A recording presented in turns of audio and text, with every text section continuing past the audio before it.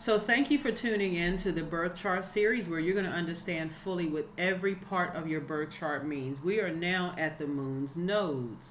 What does the moon's nodes mean? Balancing your past and your future. The nodes are the two crossing points of the paths of sun and moon. These points form an opposition across the sky, north node on one side and south node on the other. The nodes form an axis. There is therefore an inherent tension between the two ends, but also complementary in a sense of working as one integrated dynamic.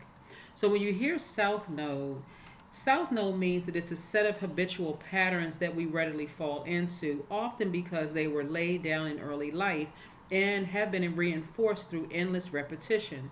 This can be the basis of useful set of patterns that we may take for granted in ourselves, but that we can also rely on. Equally, though, it can describe negative, even destructive patterns that embed themselves to which we return because they are familiar.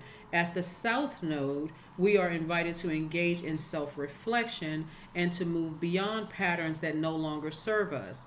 Here, we can reclaim an inheritance as unassailable skills, talent, and make our peace with the ancestors and lay old ghosts to rest. We're going to move right on into the North Node instead of separating these two videos.